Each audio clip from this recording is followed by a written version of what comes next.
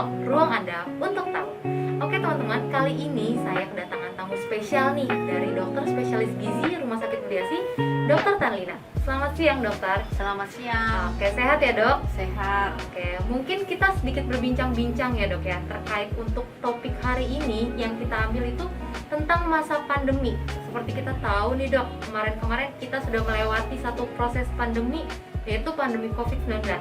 Nah ternyata dok, setelah pandemi COVID-19 ini muncul lagi nih dok pandemi baru, itu yang menyerang anak kecil, anak dari umur 1 sampai 16 tahun.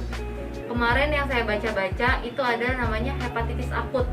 Nah di Indonesia sendiri katanya sudah masuk, bahkan sudah menyerang 3 orang anak di Indonesia. Nah menurut dokter nih, sepengamatan dokter, apa sih dok gejala-gejala pada hepatitis akut pada anak ini? Pada umumnya awal-awal terjadi infeksi hepatitis, anak tidak merasakan gejala apa-apa, tapi paling juga merasakan lemas. Ya ibunya lihat kok anaknya diam-diam aja, tidur-tiduran aja seperti flu biasa. Tapi lama-lama bila terjadi gangguan fungsi hati, mulailah timbul gejala seperti demam, mual, muntah, penurunan nafsu makan, kemudian nyeri-nyeri perut, nyeri sendi, mulailah timbul matanya kuning, badannya kuning, lalu di urinnya seperti teh. Nah itu seperti itu gejalanya. Nah, lama-lama berat badannya karena tidak nafsu makan, lama-lama berat badannya akan turun. Ya.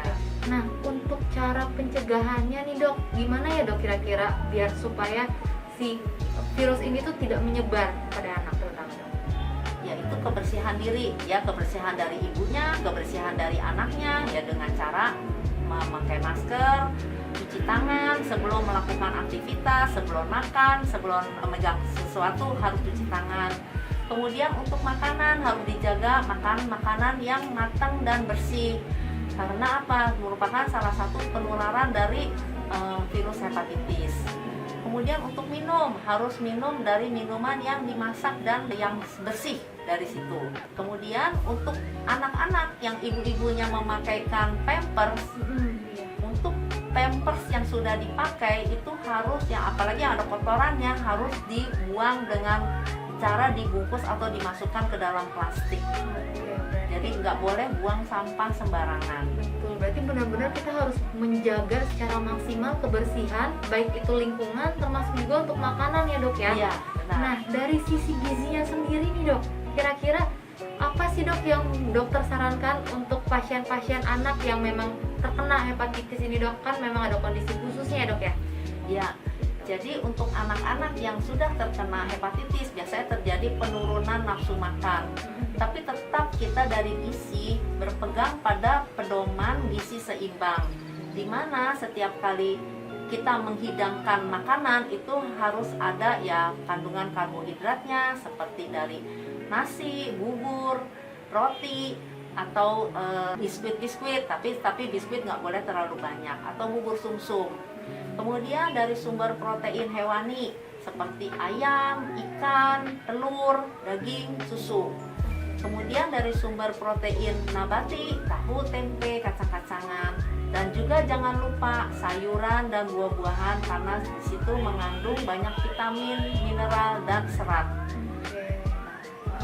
Dok, kira-kira dok kalau misalkan udah nafsu makan udah makin turun ya dok ya, salah satu gejalanya.